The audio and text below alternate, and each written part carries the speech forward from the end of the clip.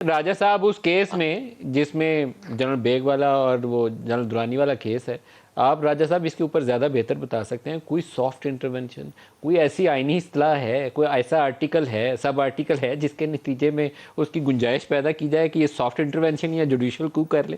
یہ اس کی گنجائش آپ ہی کی زبانی سن لے تو آپ بہتر ایکسپلین کر دیں گے.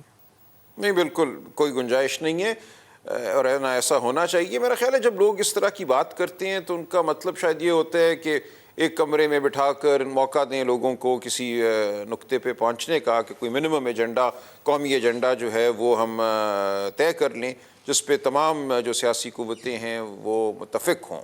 اس حد تک تو اگر کوئی سہولت مہیا کرتا ہے مکالمے کی تو چلیں، وہ ماننے کو تیار ہیں.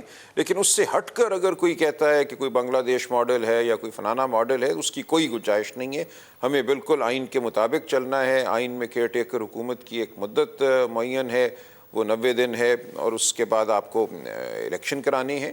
تو ہمیں اسی طرف بڑھنا چاہیے. لیکن اگر کوئی تصفیہ کرا سکتا ہے، اور تصفیہ سے میری یہ مراد نہیں کہ بالکل لوگ اپنی جو اختلافات ہیں ان کو ختم کر دیں، نظریاتی اختلافات ہیں لوگوں کے سیاست کے حوالے سے ہیں، وہ ٹھیک ہے، ہر معاشرے میں ہوتا ہے. لیکن کچھ چیزیں تو ہوں جن پہ ہمارا اتفاق ہو، معیشت کے حوالے سے، قانون کے حوالے سے، ہماری جمہوریت کے حوالے سے. تو وہ بات ہے. درست.